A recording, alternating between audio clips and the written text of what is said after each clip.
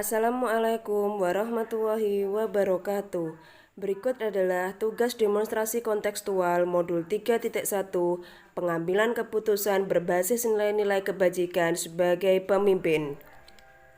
Adapun tujuan dari kegiatan tugas demonstrasi kontekstual modul 3.1 ini adalah calon guru penggerak dapat melakukan suatu analisis atas penerapan proses pengambilan keputusan berdasarkan pengetahuan yang telah dipelajarinya tentang berbagai paradigma, prinsip, pengambilan, dan pengujian keputusan di sekolah asal masing-masing dan di sekolah atau lingkungan lain. Wawancara pertama dengan Bu Siti Mahmudah SPD, Kepala SDN Cepokorjo 1. Assalamualaikum warahmatullahi wabarakatuh. Waalaikumsalam warahmatullahi wabarakatuh. Bagaimana kabarnya Bu Siti hari ini? Alhamdulillah, Allah memberikan nikmat sehat. Sibuk sekali ya Bu ya? Ya, alhamdulillah.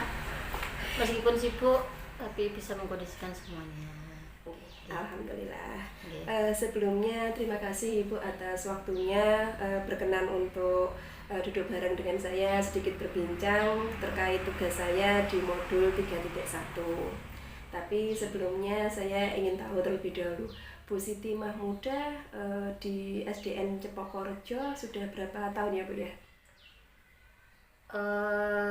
Tahun 2020 Februari saya masuk di SDN Cepokorjo 2 tahun lebih sedikit. Sebelumnya menjadi kepala sekolah di mana Ibu?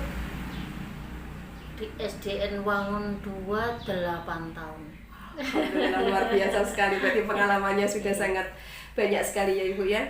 Nah, begini Ibu, saya ada salah satu tugas di demonstrasi kontekstual modul 3.1 di pendidikan guru penggerak saya, yaitu menimba ilmu, berdiskusi dengan Ibu terkait dengan kebijakan-kebijakan, landasan-landasan yang pernah Ibu ambil dalam mengambil keputusan, seperti itu.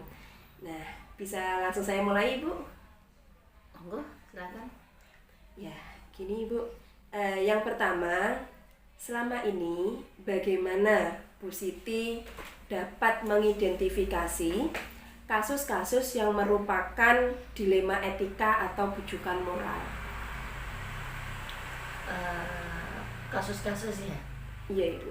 Seperti kita ketahui bahwa di sebuah lembaga itu kasus tidak mungkin lepas.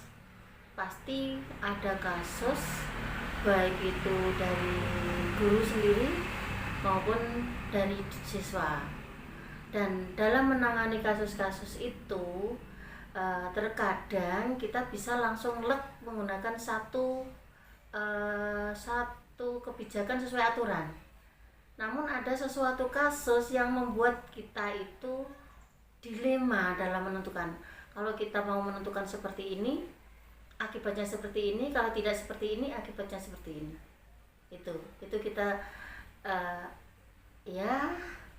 kita pertimbangan kemanusiaan juga ada, pertimbangan kebijakan juga ada. Itu yang menimbulkan dilema untuk menentukan penyelesaian suatu kasus. Iya.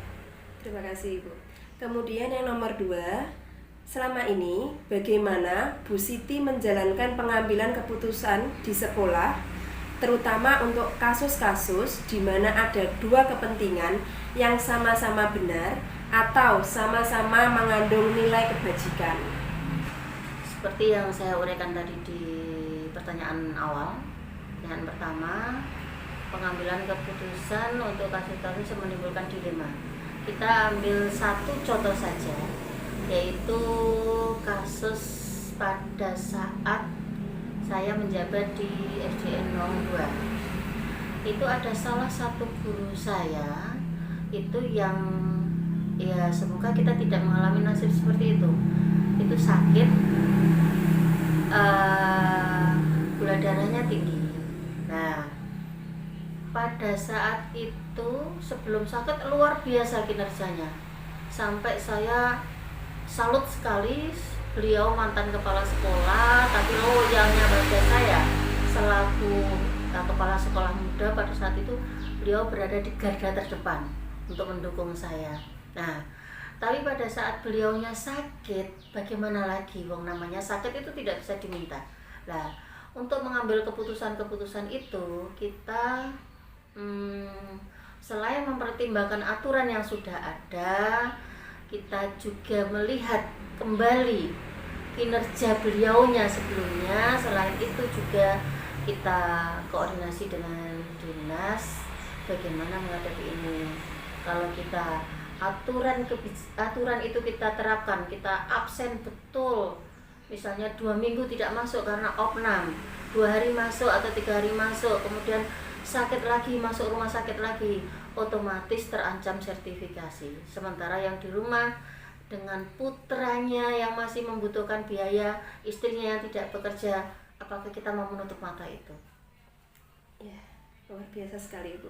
Kemudian nomor 3, langkah-langkah atau prosedur seperti apa yang bisa Bu Siti lakukan selama ini dalam menangani sebuah kasus? Nah, seperti yang tadi kita langkahnya, yang pertama kita mencoba mengidentifikasi sebenarnya latar belakang dibalik semua ini apa. Ekonomi terutama. Kalau beliaunya mampu, kita mungkin bisa akan menerapkan aturan yang ada. Tapi kalau keadaannya seperti itu, kita tidak usah menceritakan, itu menjadi rahasia beliaunya. Nah, kita ada perasaan yang tidak tega. Langkah saya tetap berkoordinasi dengan dinas. Bagaimana Bapak, ini terkait dengan guru saya yang seperti ini.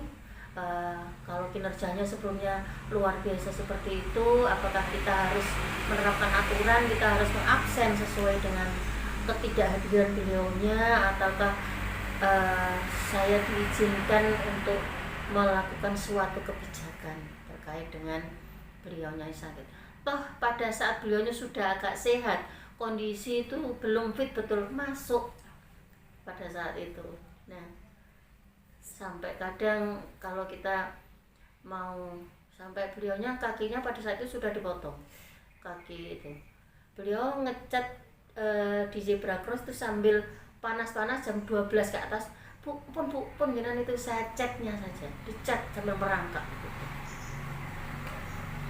Sebuah peristiwa yang ini ya Bu ya, jadi teladan buat saya, semoga jadi abdi negara yang baik ke depannya. Amin. Juga bagi saya. Iya. Nomor 4, hal apa saja yang selama ini Bu Siti anggap efektif dalam pengambilan keputusan pada kasus-kasus dilema etika? Yang paling efektif bagi saya biar itu tidak menimbulkan permasalahan di tingkat lembaga. Terutama saya kan harus menjaga agar situasi kelembagaan itu tetap kondusif, dengan tidak menimbulkan iri di antara teman-teman. Loh, kenapa Bapak X itu tidak masuk sekian hari, saya tidak masuk sekian hari kok di absen, saya tidak masuk, Bapak X tidak masuk sekian hari kok hanya di absen sekian hari. Lah, agar itu efektif dan tetap kondusif, kita membicarakan itu secara bersama-sama. Kita mengetuk hati mereka bahwa tidak ada yang ingin menerima cobaan seberat itu. Kalaupun kita mengambil keputusan untuk ada kebijakan mengurangi mengurangi absen ketidakhadiran, itu pertimbangan kemanusiaan. Kalau mereka iri, kita kembalikan, apakah Bapak itu ingin mendapatkan cobaan seperti itu juga. Kita pahamkan saja pada mereka, dan alhamdulillah tidak ada masalah pada saat itu. Oke, baik Ibu. Nomor 5, hal-hal apa saja yang selama ini merupakan tantangan dalam pengambilan keputusan pada kasus-kasus dilema etika? Ya, tantangannya tetap pada ada 1-2 guru yang belum bisa menerima.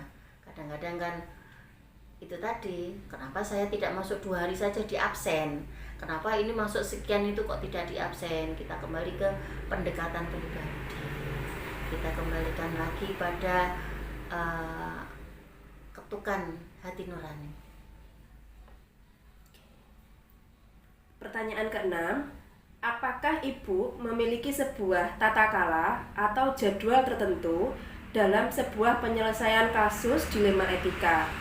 Apakah Bu Siti langsung menyelesaikan di tempat atau memiliki sebuah jadwal untuk menyelesaikannya? Bentuk atau prosedur seperti apa yang Ibu Siti jalankan?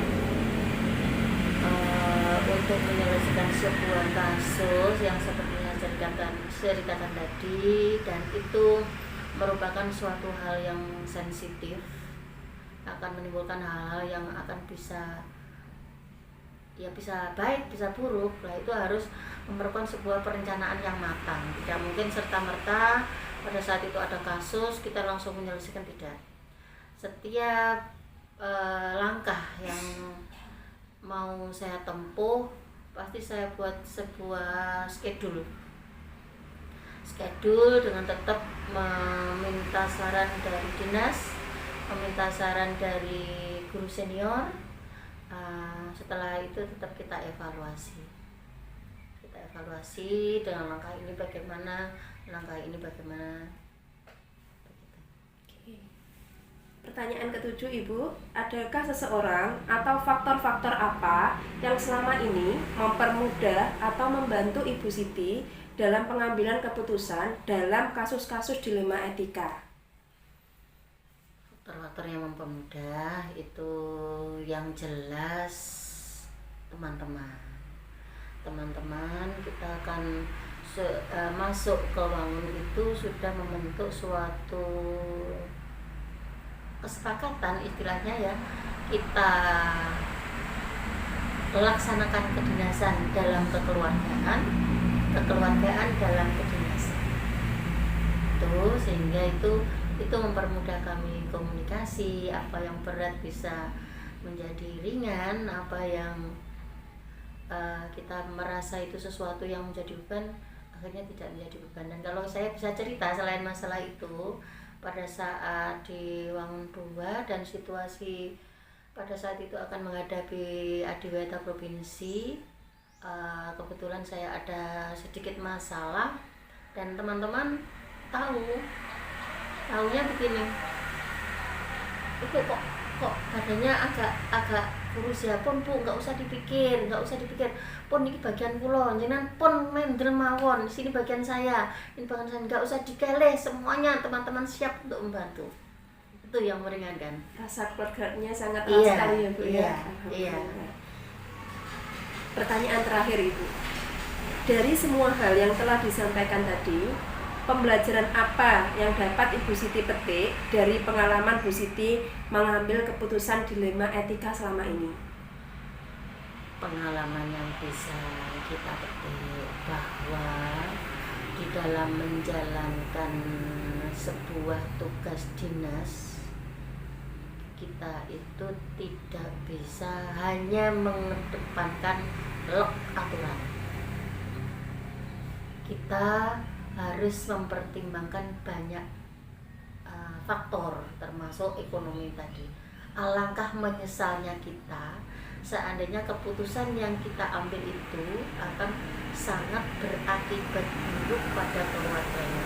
Yang sakit akan bertambah sakit dengan terpuruknya ekonomi. Itu pengalaman yang bisa kita petik, bahwa kalau kita hanya aturan saja yang kita pakai, bisa jadi tidak akan menjadi lebih baik. Dan juga mungkin kondisi di lembaga juga nggak akan enak ya, Bu ya. Iya. Kondisi kerja kita. Tapi ya kita juga tidak bisa seperti itu terus. Lihat situasi. Kalau kita lemah terus, ya nanti lembaga tidak akan bisa berdiri dengan tegak. Tinggal masalahnya apa di situ. Wah, terima kasih sekali Ibu atas sharing kita hari ini. Jawaban-jawaban Ibu sangat menginspirasi saya sekali untuk menjadi pribadi yang lebih baik ke depannya lagi. Apalagi amin. Saya masih baru bergabung di sini seperti itu, perlu banyak belajar lagi untuk menjadi seorang guru yang lebih baik lagi. Semoga. Wawancara kedua bersama Bapak Sudoyo SPD, Kepala SDN Cendoro. Assalamualaikum warahmatullahi wabarakatuh. Waalaikumsalam warahmatullahi wabarakatuh. Bagaimana kabar Pak Doyo hari ini? Alhamdulillah sehat saja. Alhamdulillah. Pak Doyo, terima kasih atas waktunya pada hari ini. Saya diberikan kesempatan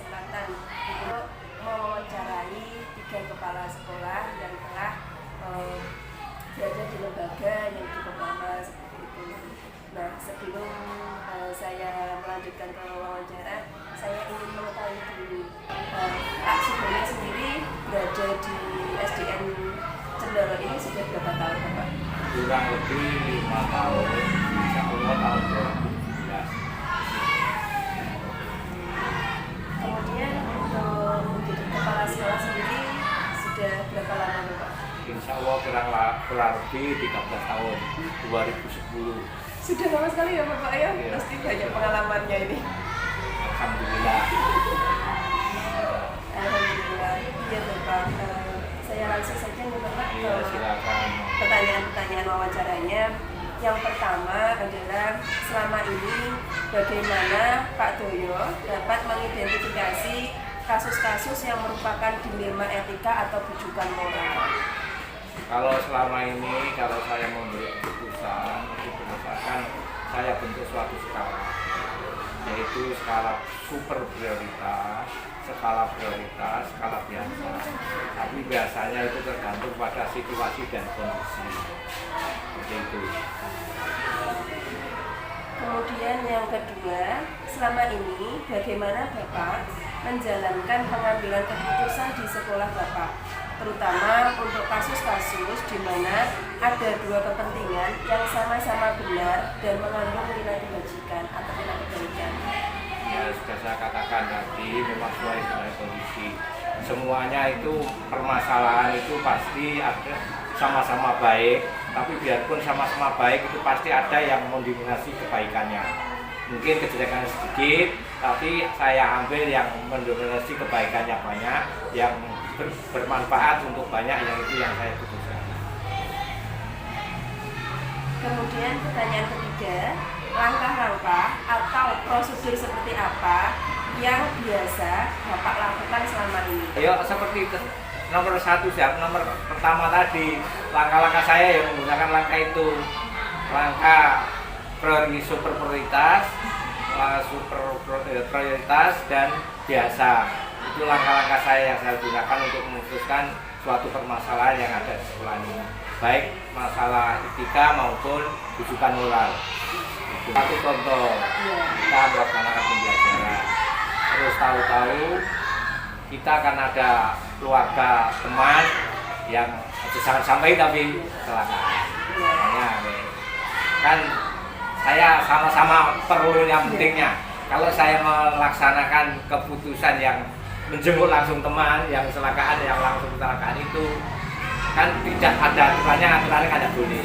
Tapi karena toleransi, karena rasa kasihan tadi, kita tetap memutuskan yang menjenguk yang tadi yang langsung dalam arti karena darurat kecelakaan tadi. Lebih-lebih umpamanya teman, jangan sampai teman, paling enggak kan harus itu karena toleransi tadi. Jadi biarpun melanggar aturan, tapi kan tetap kita jalankan memutuskan yang seperti itu. Karena saya katakan tadi sesuai situasi dan kondisi. Nah, pertanyaan keempat Bapak, hal-hal apa saja yang selama ini Bapak anggap efektif dalam pengambilan keputusan kepada kasus-kasus dilema etika? Sesuai dengan kondisi dan situasi dan kondisi tadi. Jadi kalau nanti yang terpenting atau paling yang mendominasi kebenaran, biarpun melanggar aturan sedikit, tapi yang masih kena ditolerir, itu yang menjadi keputusan saya. Pertanyaan kelima, hal-hal apa saja yang selama ini merupakan tantangan dalam pengambilan keputusan pada kasus-kasus dilema etika? Tantangannya tergantung yaitu pada karakter seseorang kan berbeda. Tantangannya di sana. Jadi kalau nanti saya memutuskan yang satu, yang ini, mungkin yang lain kan kurang sependapat. Keputusan yang satunya lagi, yang satu kan berbeda. Itu kan tantangan itu. Tapi tetap saya putuskan sesuai dengan aturan dan sesuai dengan kepentingan bersama dan kedinasan. Kalau nanti yang mendominasi itu kepentingan yang umum, kepentingan yang dinas, tidak berarti yang punya dinas yang saya utamakan. Pertanyaan keenam, apakah Bapak memiliki sebuah jadwal tertentu dalam sebuah penyelesaian kasus dilema etika? Kemudian, ataukah Bapak langsung menyelesaikan di tempat atau memiliki sebuah jadwal untuk menyelesaikannya?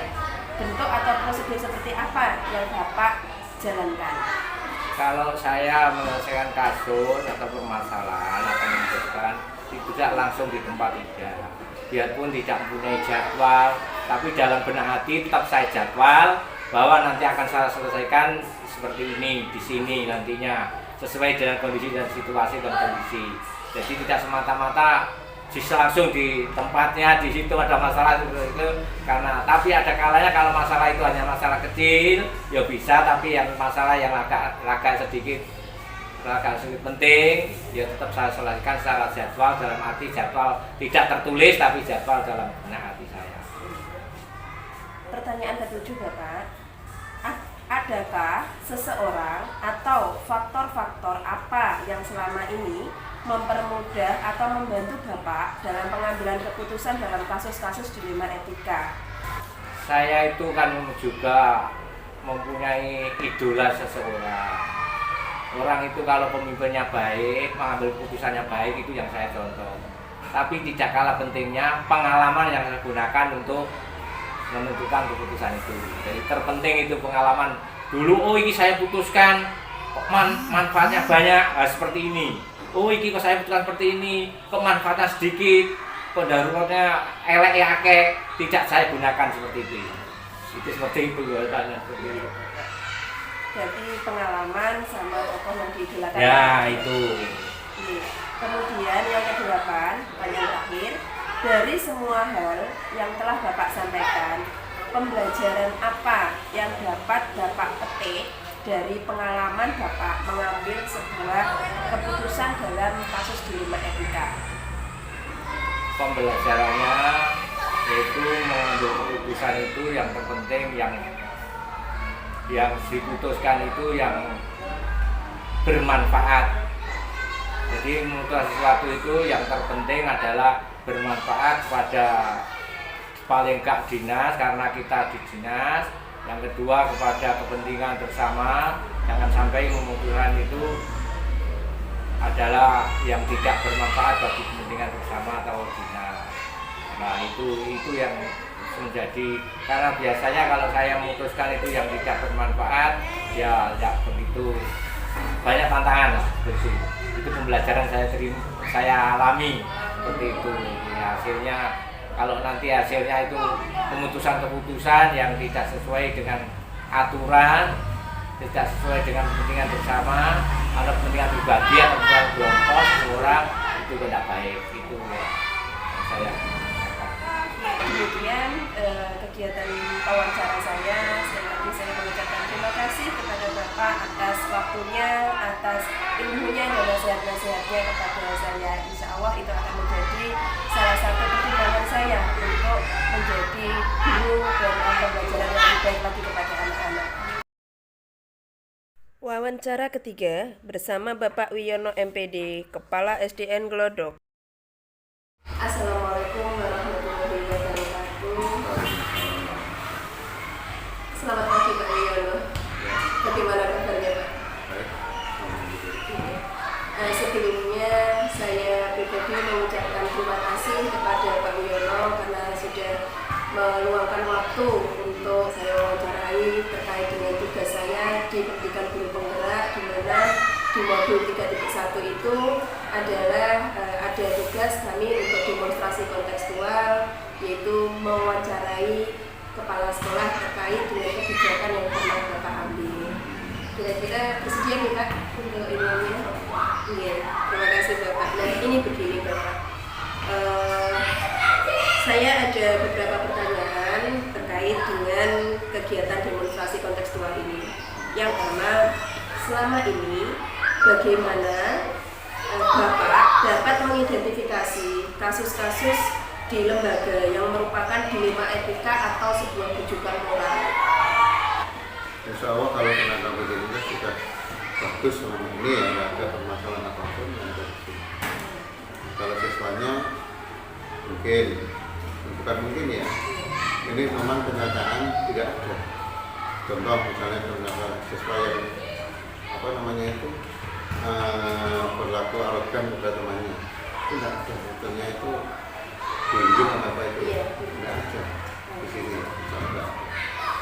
nggak tahu kalau di rumah. Iya. Kadang ngompas temannya udah. Kemudian pertanyaan kedua Bapak, selama ini bagaimana Bapak menjalankan pengambilan keputusan di sekolah Bapak, terutama untuk kasus-kasus di mana ada dua kepentingan yang sama-sama benar atau kasus yang sama-sama mengandung nilai kebajikan, nilai kebaikan. Dalam mengambil keputusan. Iya, bagaimana Bapak? Sekali lagi kita ingatkan itu jelas satu berdasarkan musyawarah. Ya, kan? Jangan sampai kita itu langsung menentukan atau menjadikan ini salah dan sebagainya. Karena ada 3 hal. Yang pertama itu otoritas yang tidak bisa. Yang jelas adalah kita musyawarahkan secara bersama bagaimana baiknya. Karena apa?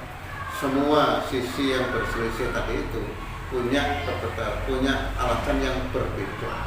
Contoh kecil misalnya ini ada kasus masalah guru yang terlambat. Jangan langsung divonis bahwa panjenengan tidak memakai aturan dan sebagainya. Maka harus kita tanya secara personal, secara benar didudukkan, ditanyai. Jangan sampai membuka hal ini di depan umum. Jadi langsung didekati secara personal, dudukkan, ditanyai kenapa kita sampai terlambat. Kan di sini ini jam 6 kurang 10 menit ya, itu anak-anak sudah mulai pembiasaan. Tapi ada yang jam 7 seperempat masih baru. Nah, itu langsung saya ngerti kenapa sampai terlambat. Oh, ini Pak, tadi ban saya itu ngebos di rumah. Atau di rumah ada permasalahan dikit harus saya selesaikan dan sebagainya. Jadi tidak kita panik. Jadi permasalahan itu juga jelas ada apa ya penyebabnya. Itu yang kita gali. Ya, baru kita itu mengetahui permasalahan kita putuskan secara bijak. Tidak opo jari kepala sekolah. Nah, saya tetap menerima masukan, tetap menerima alasan apapun yaitu alasannya. Tetap saya terima. Tidak terus menyalahkan alasannya yang diambil teman. Itu contoh kecil yang terjadi di SDN. Tidak perlu selalu bercanda, itu hanya kecil saja. Nah. Kemudian pertanyaan ketiga, langkah-langkah atau prosedur seperti apa yang biasa Bapak lakukan selama ini? Oh, dalam membuat keputusan tadi ya, jika ada suatu permasalahan. Iya, betul. Yang jelas ada beberapa peringatan yang saya berikan kepada yang bersangkutan, yaitu peringatan secara lisan dulu ya. Lisan 1 kali, 2 kali lisan lagi, bolor terus, itu langsung kita ambil kebijakan, yaitu peringatan yang lebih bagus lagi lewat secara tertulis tadi, tidak hanya lisan saja. Pertanyaan keempat, hal-hal apa saja yang selama ini Bapak anggap efektif dalam pengambilan keputusan pada kasus-kasus dilema etika di mana terdapat dua kebenaran di dalamnya?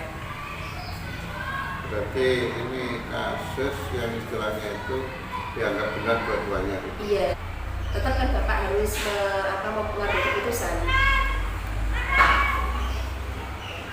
terkait dengan permasalahan itu. Iya. Tidak hanya aturan saja, ada kebijakan yang harus kita terapkan. Kalau kita berdasarkan aturan saja, saklek, betul-betul saklek. Tapi kalau ada aturan, kemudian ada kebijakan, ini akan kita lakukan untuk mengatasi suatu masalah. Ini aturan dong, ya langsung di absen atau di mana gitu. Kemudian masalah absen lagi, itu juga ada kebijakannya. Dan kalau kita ambil saklek otomatis ya sampai terlalu berdasar dengan dia. Masalah guru tadi yang terlambat tidak sama, kita ingatkan. Jadi kalau aturan sudah jelas dia akan melanggar aturan. Sekian menit, besok lagi sekian menit lagi itu akan diakumulatif gitu. Nah hal itu nanti sambil kita pastikan dengan kebijakan, tidak hanya aturan saja. Pertanyaan kelima Bapak, hal-hal apa saja yang selama ini merupakan tantangan dalam pengambilan keputusan pada kasus-kasus dilema etika? betul. Ini yang jelas untuk menjadi tantangan saya sebagai kepala sekolah di sini. Contoh ya, di sini ada guru yang sudah senior, kemudian dia sudah mau pensiun. Kadang-kadang ternyata dia itu terlalu melekat dengan keseharian. Padahal sudah saya tekankan Bu, justru kalau sudah mau pensiun itulah kita harus menunjukkan tentang kebaikan kita. Jangan kita tunjukkan tentang kebaikan kita. Ya, laki-laki ya tanya permasalahan masalah keterlambatan dalam kehadiran di sekolah. Tapi kalau masalah sekolah yang berbeda itu selama ini tidak ada. Artinya saya tidak bisa beri contoh dia cara mana kalau sama-sama roy-royan pada bener punya dasar sendiri ya tidak ada. Apa tidak ada sih. Kalau sudah kondusif. Pertanyaan ke-6 Bapak, apakah Bapak memiliki sebuah tata cara atau jadwal tertentu dalam sebuah penyelesaian kasus dilema etika? Apakah Bapak langsung menyelesaikan di tempat atau memiliki sebuah jadwal untuk menyelesaikannya? Bentuk atau prosedur seperti apa yang Bapak jalankan? Yang jelas dalam menyelesaikan suatu masalah dari etika itu ada tahapan. Tahapan pertama ya tadi itu kita adakan pendekatan secara personal dulu. Kemudian personal nggak bisa, otomatis kita yang tahap kedua nanti kita harus mengambil suatu tindakan yang tepat. Tindakan itu pun tidak harus berdasarkan aturan saja. Tidak ada aturan, ada kebijakan dari hati nurani dari seorang kepala sekolah. Itu beberapa tahapan yang harus kita mulai satu permasalahan yang ada di sini. Itu pun harus ada bukti berupa bukti tadi itu. Penjelasan pertama secara personal itu bisa tulis di sana. Kemudian besok lagi kalau masih belum selesai permasalahan ini, kita panggil lagi yang harus ada bukti fisik juga, yaitu selesaikan berdasarkan aturan yang ada di sini. Berarti ini Bapak ya, secara tidak langsung itu tidak seketika hari itu juga, tetapi secara terjadi. Suatu permasalahan itu tidak akan bisa selesaikan satu langsung cepat, tidak akan bisa. Itu proses. Jadi permasalahan terjadi dalam sekolah, baik itu dilema ketika dilema ataupun masalah lain itu Anda akan bisa selesai satu hal itu tidak akan bisa. Kayak ini. Kenapa? Namanya manusia itu diberikan proses, semuanya proses. Tidak akan bisa kita itu menciptakan itu harus baik dan sebenarnya tidak akan bisa. Kenapa? Kita secara lahiriah dan batiniah kita itu tidak akan bisa menentukan kamu bisa harus baik dan bisa. Kita itu hanya sekedar pelaksana. Ya, yang menentukan bisa jadi baik atau pintar atau Allah langsung. Itu hak prerogatif Allah SWT. Kita hanya sekedar menjembatani, hanya sekedar mengingatkan. Tidak akan bisa merubah sikap seseorang. Itu dikatakan kita harus cara bertahap. Tidak bisa langsung detik ini, hari ini selesai dan habis. Pertanyaan ke-7 Bapak, adakah seseorang atau faktor-faktor apa yang selama ini mempermudah atau membantu Bapak dalam pengambilan keputusan dalam kasus-kasus dilema etika? Yang jelas ya, ada dua faktor ya, internal dan eksternal.